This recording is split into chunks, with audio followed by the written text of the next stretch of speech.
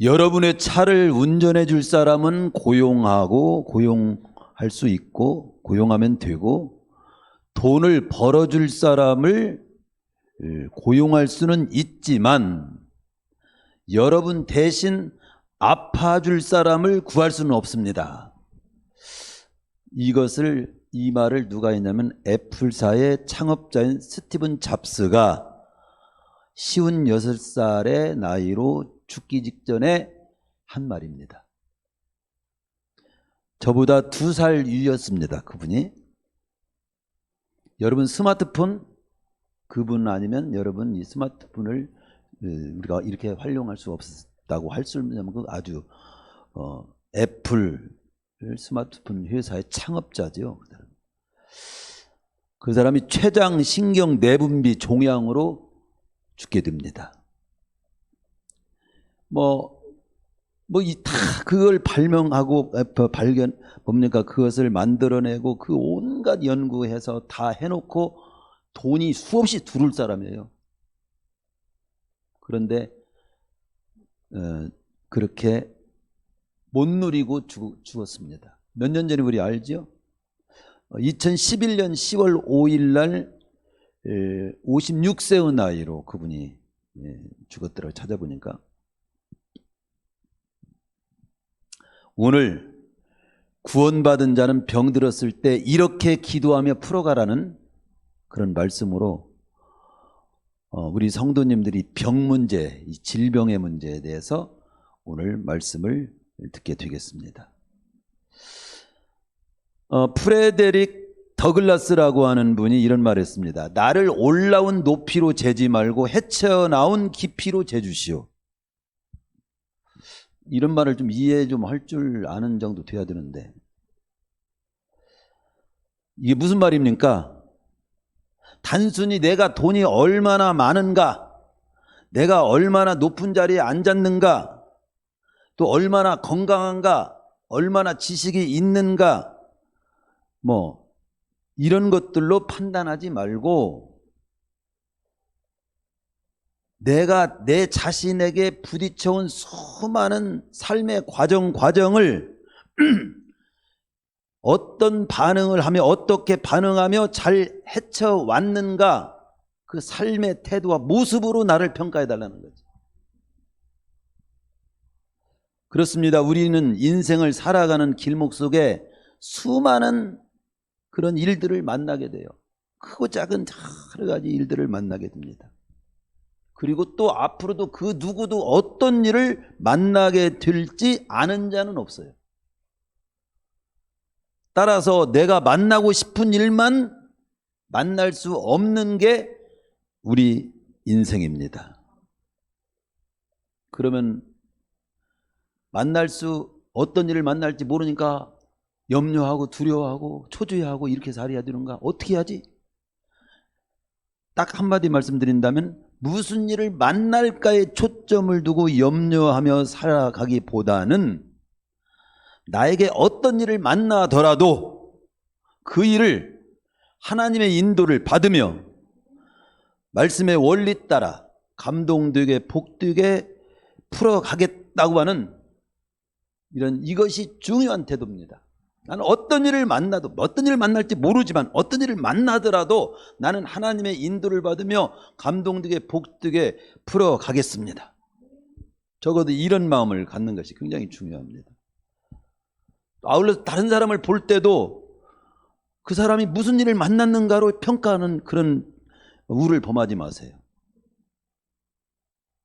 그 사람을 정말로 평가하려면 그 만난 일을 그가 어떻게 풀어가는가로 평가를 하시길 바랍니다. 하나님이 그런 분이시기 때문에 그래요. 하나님은 그 사람이 무엇을 얼마나 가졌느냐로 평가하지 않고 가지고 있는 그것을 어떻게 썼느냐로 평가하시는 분이십니다. 예를 들어 두렙돈, 아주 작은 돈을 가졌지만 그 돈을 하나님이 보시기에 아름답게 드렸던 과부의 모습을 성경은 기록하고 있어요.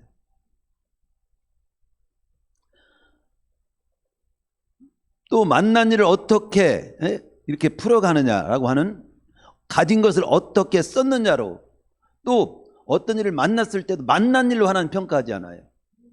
그 만난 일을 어떻게 풀어갔느냐로 평가하시는 분이에요. 그러니까 우리는 중요한 것이 만난 일을 두려워 염려하고 두려울 것이 아니라 만난 일을 잘 풀어가는 내 반응과 태도가 굉장히 중요하구나. 하나님 보시기에 아름답게 복되게 감동되게 풀어가겠다고 하는 것이 이게 굉장히 중요하구나. 그것을 깨닫는 것이 중요한 것입니다. 얼마나 그 사람이 오래 살았느냐로 하나님은 오래 살았으면 평가를 점수 많이 주고 짧게 살았으면 평가 덜게 주는 분이 아니에요. 사는 날까지 어떻게 살았느냐로 평가하는 거지. 그러니까 얼마나 오래 너무 염려하지 마세요. 죽는 날까지 하나님 부르신 날까지 내가 하나님 보시기에 멋있게 복되게 감동되게 이것을 살아가겠다고 하는 이중심이 필요한 거지. 똑같이 병이 들었어도 어떤 모습으로 이 병을 만났을 때 풀어가느냐, 이게 굉장히 중요한 거예요. 오늘은 바로 이 병 들었을 때 어떻게 할 것인가. 이 야고보서가 지금 무슨 말씀입니까? 하나님을 믿는 구원받은 하나님의 백성들은 어떻게 살아야 하느냐, 이런 쪽에 관한 말씀이란 말이죠.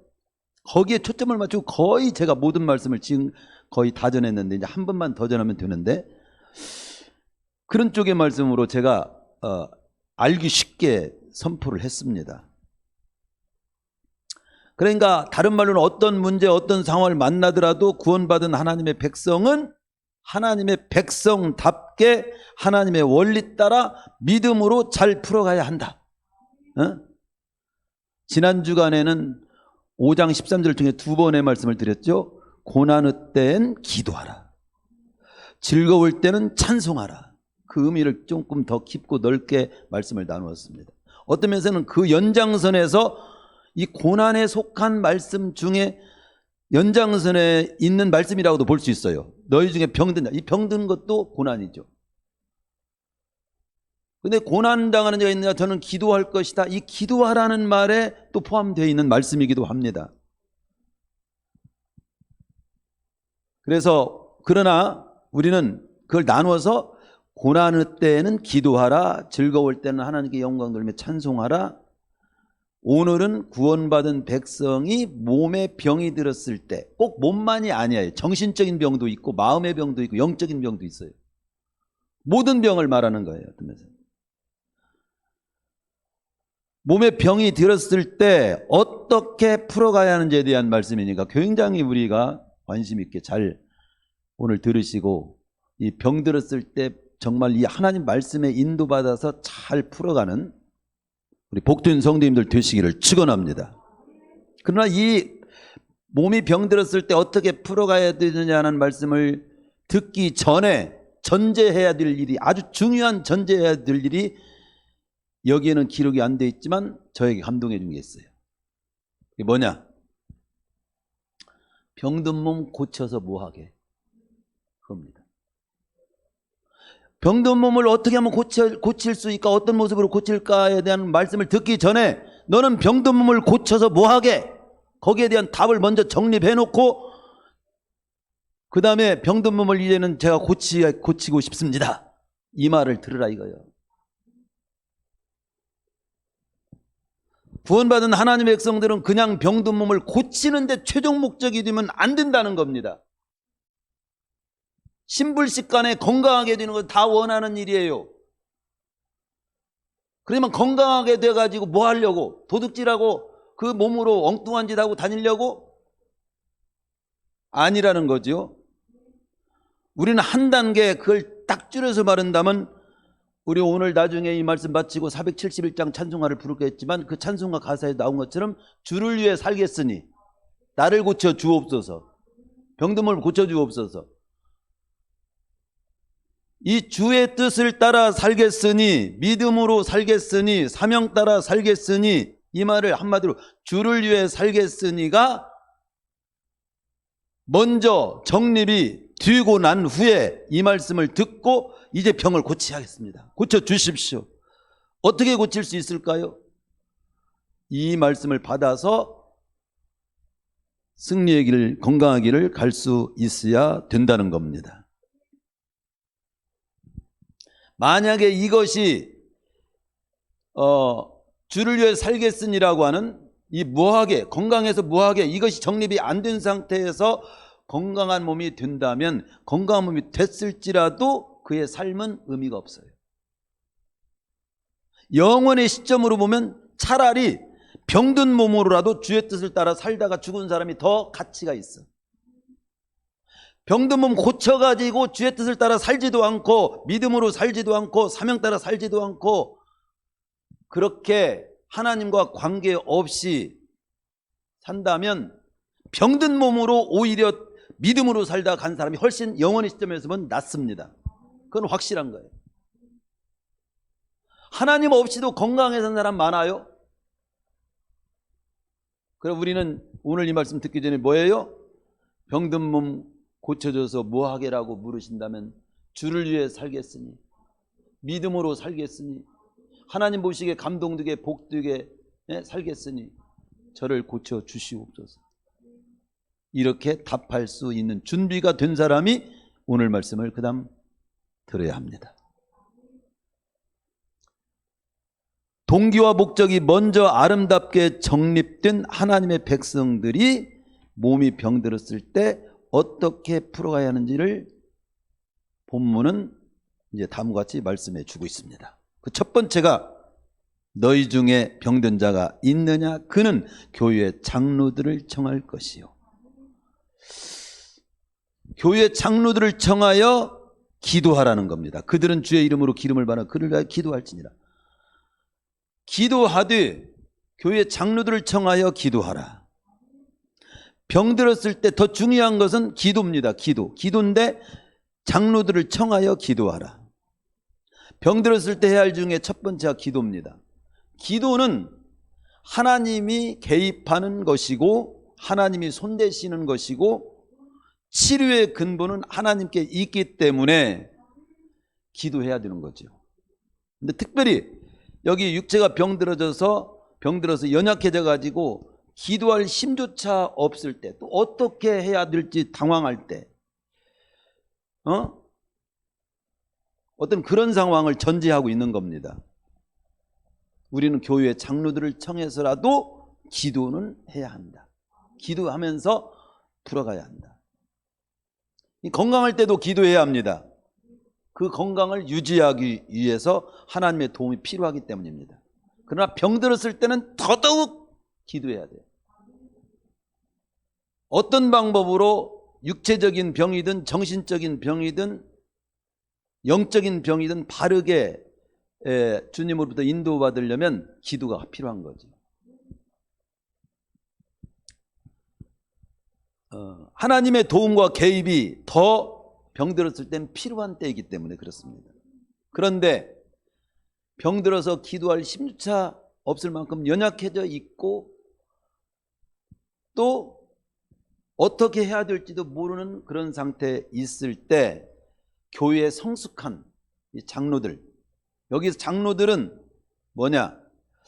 디모데전서 5장 17절은 말씀과 가르침에 수고하는 이들, 말씀과 가르침, 말씀을 잘 가르치고 말씀으로 잘 인도해 줄 수 있는 사람들.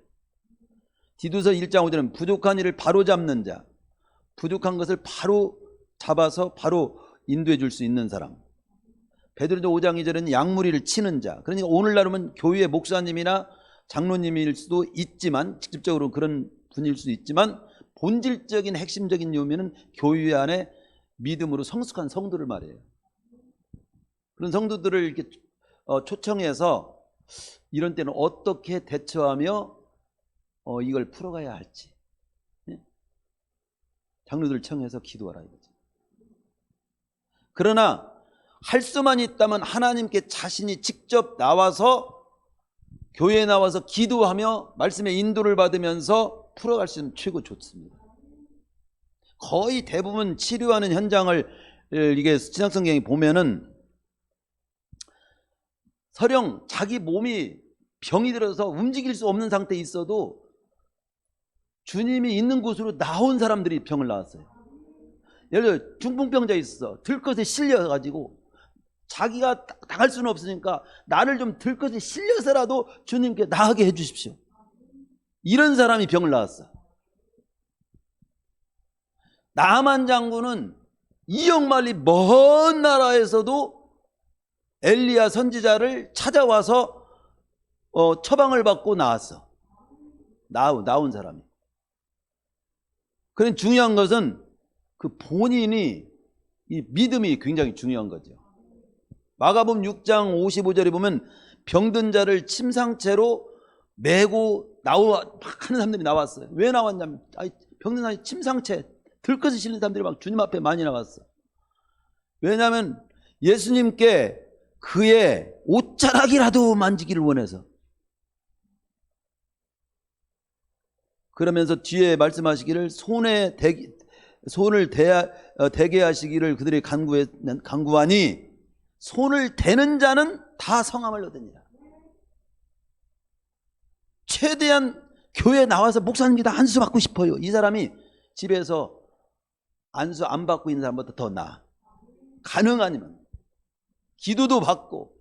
그러나 그럴 상황에서 전혀 못했을 때는 청해서라도 기도받고 인도받으면서 가장 건강하고 가장 또 바른 모습으로 대처하는 자세를 갖고 기도하라 이거지.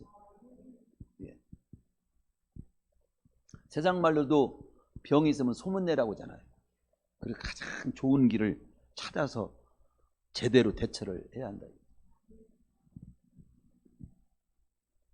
내가 그러니까 이 기도할 여력이 없으면 다른 사람을 통해서라도 해야 할 만큼 귀중한 것이 기도라고 하는 사실을 우리가 인식해야 되고, 또 아울러서 우리는 병들어서 고통받는 성도가 있을 때 그를 위해서 함께 기도해 줄 수 있어야 한다는 겁니다. 그래서 그 아픈 현장에 가서 신음소리를 들으면서 같이 그 고통에 동참하면서 함께 위로와 용기를 주면서 기도하라는 겁니다.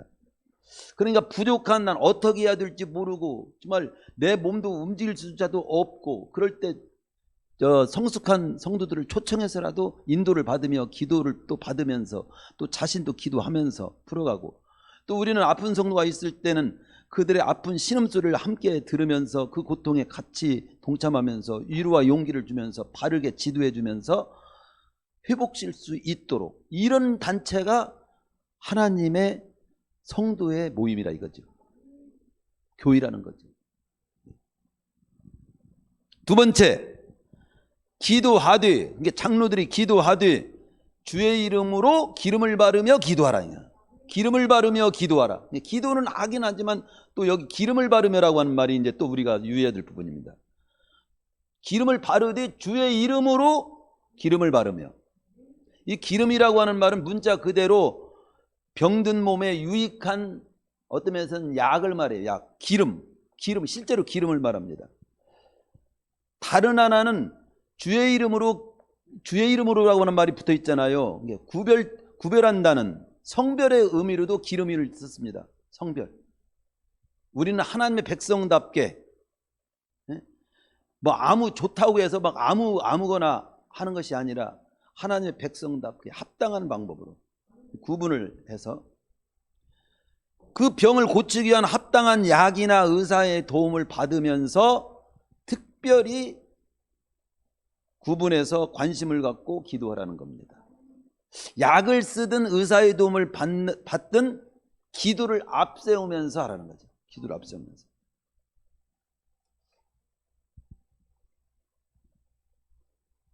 그리고 기름이라고 하는 것은 오늘날로 말한다면 그런 거예요. 유명한 기독교 의사 가운데 암브로스 파레라고 하는 사람이 쓴 글에 그분은 의사인데 자기 진료실 앞에 이런 표를 써놨어요.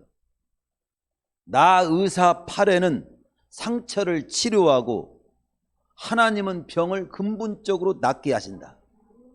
자기는 치료하는 일이 도구, 약을 쓰고 처방도 하고 최대한 그 유익한 어떤 그런 약도 쓰고 치료도 하지만 근본적인 치료를 낫게 하시는 분은 하나님이시다. 그 말이 맞죠. 그럼 여기서 기도하되 기름을 바르며 기도하라고 하는 것은, 오늘날 기름을 바른다고 하는 그 부분은 뭐냐면 건강 회복과 건강 유지와 회복에 필요한 모든 영양이라든가 음식이라든가 운동이라든가 약이라든가 수술이라든가 이런 건 사용하는 것이 그 죄가 아니라 이 말이에요. 되게 믿는 사람들이 잘못된 실수를 범하는 경우가 뭐냐면 기도하라고 하니까 아무렇게나 밥 먹어도 저절로 몸이 조절이 되고 운동 안 해도 뭐 그냥 저절로 더 건강해지고 기도만 하면 약도 안 먹어도 되고 수술 안 해도 되고 그건 성경이 그렇게 가르친 바 없어요. 여러분 기도만 하면 밥 안 먹어도 됩니까? 예를 들어서 아무렇게나 먹어도 몸이 조절됩니까? 바로 기도하되 주의 이름으로 기름을 바르며 기도하라. 하나님의 백성다운 이런 모든 것을 그런 건강회복과 유지에 관한 그런 음식이라든가 운동이라든가 약이라든가 이 수술은 다 쓸 수 있으면 쓰라는 거죠. 우리가 병이 들었을 때 약과 의사의 손길이 필요하고 쓸 수 있는 상황이 되면 기도하면서 쓰십시오. 중요합니다. 기도를 하면서 쓰십시오. 기도하면서. 그리고 쓸 수 없는 상황이면 기도만 하십시오.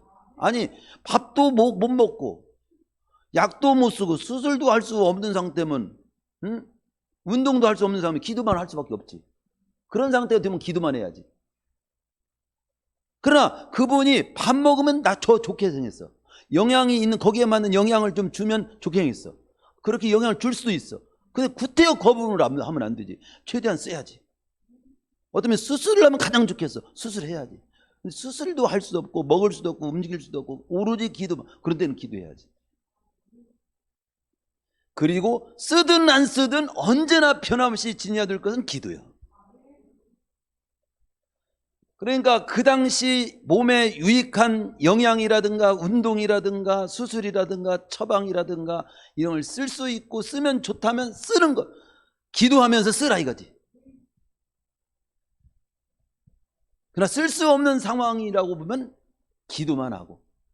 그러나 우리는 어떤 쓰든 안 쓰든 어떤 상황에서 변함없이 공통적으로 언제나 지날 건 기도라. 기도라 이거지. 본절의 기름은 올리브, 그 당시 올리브를 말합니다. 중동 지방에서는 지금도 식용으로 쓰고 있고 화장품으로 쓰고 있고 치료약으로도 사용되고 있어요. 이사야 1장 6절에는 상한 것과 터진 것과 골마 터진 흔적을 싸매며 기름으로 유하게 함을 받지 못한다.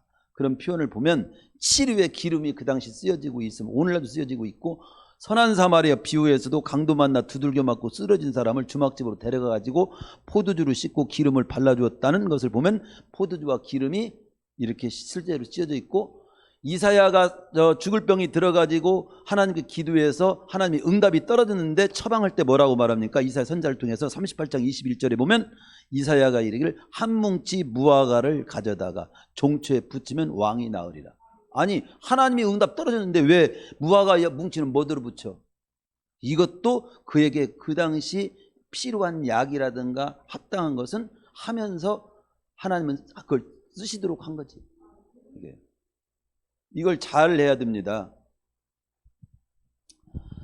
약을 쓰든가 의사의 도움을 받는 것이 믿음이 약한 것이 아닙니다. 믿음이 약한 건 어떤 것이 믿음이 약한 거냐?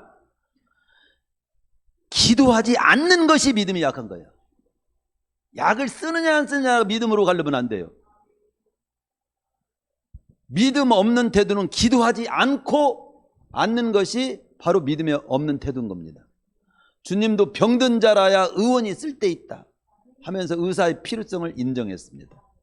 하나님을 의지하지 않고 그런 것만 의지하고 나갈 때 안 좋게 보십니다. 그건 확실해요. 하나님의 개입, 하나님을 신뢰하지 않고 하나님의 근본 생명의 주관자로 인정하지 않고 근본 치료는 하나님이 있음을 믿지 않는 태도를 하나님은 좋게 안 봅니다. 역대하 16장 12절에 그 예가 나와요. 아사 왕에 대해서 기록하기를 아사가 왕이 된 지 39년에 발이 병이 들었어. 오늘날 암이 들은 것 같아. 발에. 우리 목사님 어느 목사님 가운데도 발에 엄지발가락이 제일 작은 발가락인가 거기가 암이 걸렸어요. 그래서 잘라졌는데 그게 굉장히 중요하더만. 중심을 잡는데 이 발가락이 굉장히 중요해요. 중심을 못 잡아요. 발가락이 하나만 끌어도. 근데 나았습니다. 기도하시고. 어쨌든 이분은 이 39년에 아사가 왕이 된 39년에 발이 병이 들어 심히 중하나 병이 있을 때 저가 여호와께 구하지 아니하고 의원들에게만 구했다. 이걸 기록하고 있거든요. 그러다가 13절에 보면은 아사가 유에 있은 지 41년에 결국 죽었다. 그렇게 나옵니다. 그래서 제가 따져보니까 병든 지 2년 만에 죽었더라고. 예? 그러니까 여기서 왜 저가 여호와께 구하지 아니하고 의원들에게 구하였다가 죽었다는 말을 왜 성경은 기록할까요? 하나님 제치고 기도 없이 의원들만 의지하는 모습은 하나님을 말하면 제치고 하나님을 신뢰하지 않는 모습을 하나님 좋게 보지 않는다는 거지. 신유은사를 지녔던 바울도 디모데가 속이 안 좋아가지고 포도주를 지금 쓰라고 권면하는 내용을 우리는 읽을 수가 있고, 바울 자신도 알고 보면은 신유은사가 많이 나타난 사람이지만 의사 누가가 평생 그림자처럼 따라다니면서 바울의 건강 주치의가 되었어요. 그러면서 특별한 경우에는 기적적이고 초자연적인 치유 역사도 있었던 겁니다. 마가복음 6장 13절에 보면 제자들이 많은 귀신을 쫓아내며 많은 병인에게 기름을 발라 고치더라. 기름을 발라 고치더라. 이게 중요한 것은 약을 먹어도 의사의 도움을 받아도 기도는 해야 한다. 즉 하나님의 도움이 있어야 한다. 약이나 의사는 도구라면 치료 자체는 하나님이 하신다는 것을 우리는 잊지 말아야 되고 믿어야 됩니다. 치료는 하나님이 하신다. 내 생명은 하나님께 달려있다. 세 번째, 믿음의 기도를 기도하되 믿음의 기도를 드려라. 우리는 병들었을 때 믿음의 기도를 드리라. 거기 믿음의 기도는 병든 자를 구원하리니 주께서 일으키시리라. 믿음의 기도는 어떻게 드리는 기도가 믿음의 기도인가, 이걸 이해해야 되지. 근데 뒷부분에 그냥 나와 있어. 주께서 일으키시리라. 응? 주께서 일으키시라. 주님께서 일으켜주신다는 믿음 가지고 기도하는 게 믿음의 기도지 뭐예요? 주께서 내가 기도하면 주님께서 내 기도를 들으시고 챙겨주시고 손대시고 살피시고 연장해 줘야 되겠다, 회복시켜 줘야 되겠다 한다면 일으켜주시는 일을 주님께서 하실 수 있음을 믿고 하는 것이 기도죠. 그게 믿음의 기도죠. 치료의 근본은 하나님께 있다는 믿음을 가진 것이 믿음의 기도죠. 하나님께는 능치 못함이 없다는 마음을 가지고 하는 기도가 믿음의 기도죠. 그래서 하나님을 의심하면서 기도하지 마라. 기도할 때 어떤 내용? 하나님을 의심하면서 기도하지 말라. 야고보서 1장에도 보면 의심하는 자는 무엇인지 얻기를 생각하지 말라. 말씀을 들어도 하나님 말씀을 듣지 않아. 자기 생각으로 선입견 다 갖고 앉아있어. 그 사람은 지금 말씀하고 아무 관계없어. 아무리 축복의 말씀이 떨어져도 그 사람과는 관계없는 축복이 될 겁니다. 하나님의 말씀을 지금 나에게 주는 말씀으로 지금 주의 종을 써서 나에게 지금 말씀하신다라고 받는 사람만 그 말씀 그대로 축복이 임하고 치료가 나타날 줄로 믿습니다. 오늘 또 오늘 말씀 듣는 가운데서 병이 낫는 사람이 있어요. 그걸 확실해야 됩니다. 마가복음 9장 23절은 믿는 자에게는 늙지 못할 일이 없느니라. 구원이라든가 병치료라든가 불임을 치유하실 때 특별히 늙지 못함이 없는 하나님을 말씀하신 걸 봅니다. 창세기 18장 13절 14절에 보면 사라가 왜 웃으며 내가 늙었거늘 어떻게 아들을 낳으리요 하느냐. 사라가 경이 다 끝났어요. 아기 낳을 수 없는 90세 할머니야. 그런데 남편에게 하나님께서 천사가 나타나 와가지고 네 아내가 내년에 아들을 낳을 거란 말을 그냥 뒤에서 듣고 막 웃었어. 내가 지금 내 몸을 내가 아는데 아이고 어떻게 내가 아기를 낳는다고 그래? 근데 하나님은 근데 속으로 웃었다고 나와 거기 성경. 하나님은 속으로 지금 어떤 생각하고 있는 거 다 아셔. 지금 이 자리에 앉아가지고 갯돈 생각하고 돈 생각하고 계산하고 있고 오후에 놀러 갈 거 생각하는 거 혹시라도 하고 있다면 주님은 그거 아셔. 지금 내가 말씀을 잘 받아가지고 병들었을 때 나는 승리할 거야 이러고 받는 사람 그 마음도 하셔. 그러니 여호와 그러면서 하시는 말씀이 네가 왜 늙었거늘 어떻게 아들을 낳으려 하느냐. 네 계산 네 이성으로만 생각하지 말라는 말이거든. 여호와께 능하지 못한 일이 있겠느냐. 기한이 이를 때 내가 네게로 돌아올 때 사라에게 아들이 있으리라. 그대로 이루어졌잖아. 아들이 있었잖아요. 있게 됐잖아요. 그게 이삭이잖아. 이사야 54장 5절 믿음으로 드리는 기도에 대해서 안내합니다. 직접적으로 채찍에 맞음으로 우리가 나음을 입게 되었다는 그 말씀에 근거해서 그 믿음을 가져야 돼요. 영적으로 근본적으로 주님이 일으켜 주셔야 않는다는 그런 믿음이죠. 근데 이사야 53장 4절에서 5절 채찍에 맞음으로 우리는 나음을 입었도다. 그 예언이거든요. 근데 이것을 정말 문자 그대로 우리 주님께서 채찍에 맞음으로 우리 질병도 대신 담당하실 줄 믿고 나가는 자에게는 믿는 역사가 따른다고 하는 것을 우리 주님이 증명한 말씀이 있어요. 마태복음 8장 16절에 17절에 보면 예수님께서 말씀으로 귀신들을 쫓아내시고 병든 자들을 다 고치시면서 거기에 이어서 하는 말씀이 이는 선지자 이사야로 하신 말씀에 아까 이사야 54장 4절 5절의 말씀에 우리 연약함을 친히 담당하시고 병을 짊어지셨다 하는 말씀을 이루려 하심이더라. 증명하려고. 저도 이 말씀 붙잡고 기도하다가 실제로 낫는 체험을 한 사람이잖아요. 채찍에 맞음으로 나음을 입었다고 저는 믿습니다. 그러고 나가는 거죠. 주님께서 나의 질고를 담당하셨다. 나는 건강할 권리가 있다. 나의 건강을 위해 주님이 값을 치르셨기 때문에 나는 더 이상 이제 이 문제에 대해서 내가 값을 치를 일이 없다. 그리고 믿고 선포하면서 기도하라는 겁니다. 믿음의 기도를 드리면서 여러분의 병 문제를 풀어가시기를 축원합니다. 그리고 네 번째, 서로 죄를 고하며 병 낫기를 위하여 서로 기도하라. 여기 이 말씀을 오해하지 말아야 될 것은 서로 이 말씀을 죄를 지었기 때문에 병이 든 것이라고 이렇게 단정해서 해석을 하면 안 된다는 겁니다. 여러분, 대개는 내가 죄를 졌기 때문에 병이 든 것도 있어요. 내가 잘못해서 병이 든 것도 있어요. 그러나 모든 것이 죄를 지었기 때문에 병이 들었다. 이 말씀을 너무 지나치게 해석을 하면 안 됩니다. 요한복음 9장에 보면 나면서부터 소경된 자가 있어. 나면서부터. 이 사람은 태어나면서부터 소경됐는데 소경된 것도 병이거든. 이게 비정상적이란 말이에요. 장애란 말이죠. 그러면 그 사람이 인간적으로 볼 때 나면서부터 태어날 때부터 또 안 봤으면 뭔 죄인 거예요? 죄 안 졌잖아. 근데 우리 주님이 저 사람이 소경된 것이 누구의 죄 때문에, 모든 것 병드는 것이라든가 장애라든가 비정상적인 다 죄 때문이라고 그렇게 해석한다면 이 소경된 자에 대해서 그런 식으로 그 소경된 자는 그럼 누구의 죄 때문이지? 죄 때문에 병이 왔는 거라고 해석을 모든 걸 한다면 이 소경된 사람은 나면서부터 소경된 사람은 누구의 죄 때문이냐고 주님 앞에 궁금하냐고 물어보는 거예요. 그 당시까지 모든 병은 죄 때문에 왔다. 죄 때문에 그렇다. 그 사람이 죄졌기 때문에 그렇다. 이런 식으로 함부로 생각을 했단 말이죠. 그런데 우리 주님은 그래. 누구의 탓도 아니고 하나님의 영광을 위한 병이다. 죄 때문에 오는 경우도 있기는 있어요. 사도행전 13장 23절에 보면요, 헤롯이 하나님께 영광을 돌리지 아니하고 자기가 가로챘어.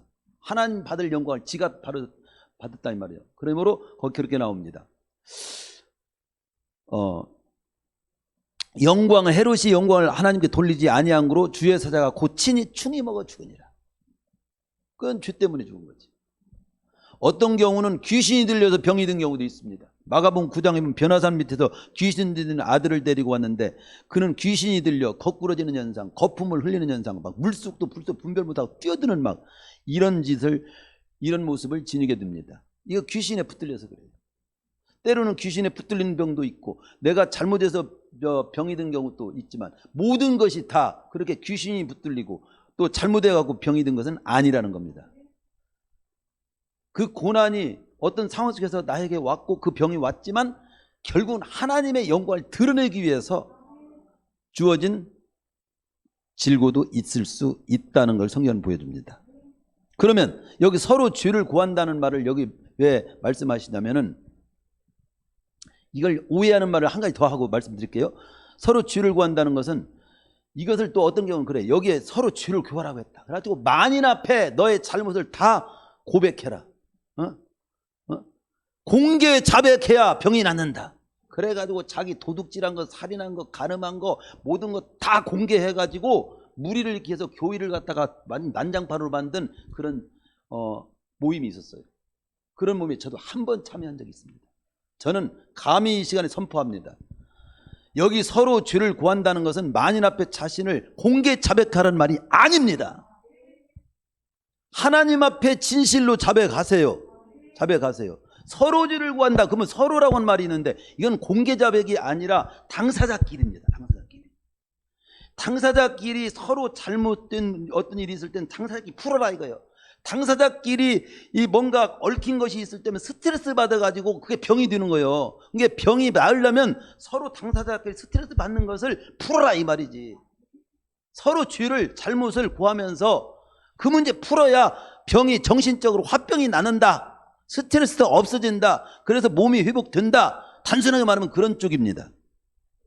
그렇지. 왜 상관도 없는 많은 사람들에게 예를 들어서 남편하고 싸웠어. 그러면 남편하고 화해를 해야만이 마음도 풀리고 그러면 끝나는 거지. 남편하고 싸워놓고 시내 한복판에 가서 나는 우리 남편하고 싸웠습니다. 이런 잘못을 용서하여 주십시오. 이런다고서 해결돼요? 아니라 이 말이지. 이걸 잘 알아야 돼요. 그래서 공개 자백하라고 하는 이런 집단 조심하세요. 아니 간증으로 자기의 지난 날의 잘못을 고백할 수 혹시 있을 수 있어요. 그러나 그것도 조심해야 돼요. 우리가 병든 문제를 놓고 기도할 때 이것을 그러니까 병든 문제를 놓고 서로 주를 구하며라고 하는 말은 병든 문제를 놓고 기도할 때 기도를 가로막는 장애물이 있으면 해결하고 기도하라 이거지. 해결하고. 시어머니 오고 며느리가 스트레스 굉장히 받아. 시어머니도 그냥 속이 꽉 차 있고 며느리도 진짜 힘들어. 그분들은 둘이 좀 풀어야 돼. 이게 성도들끼리도 마찬가지예요.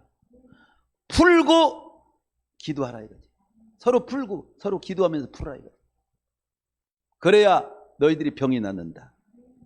시편 66편 18절에 보면 우리가 우리 마음에 죄악을 품으면 주께서 듣지 않으신다. 악을 버리면서 기도하라. 이게 나 자신의 잘못된 습관으로 인해서 병든 것은 없는가? 응? 생각해보고 다른 사람과 관계에서 스트레스 받아서 병이 든 것은 없는가? 그것도 좀 풀고 혹은 미워하다가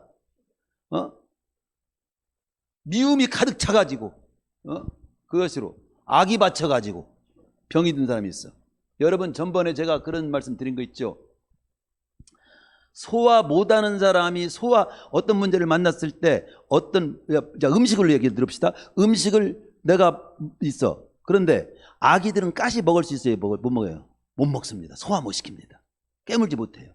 어른들은 어떤 면은 뼈도 막 다 깨물고 소화시킬 수 있어. 그런다면 그 뼈가 아주 양약이 되는 거지. 이게 소화하는 사람은 양약이 돼. 소화 못하는 사람이 병이 되는 거예요. 즉 미움이 있어. 도무지 나는 미움이 안 사라져. 그 사람 병이 됩니다. 미움 받는 사람보다 미워하는 그 사람이 병이 돼. 스트레스를 받는 사람이 병이 되는 거예요. 그런 소화하기 위해서 기도해야 됩니다. 그러니까 스트레스도 풀고 기도하라. 기도하면서 풀어라. 미움도 너희들이 다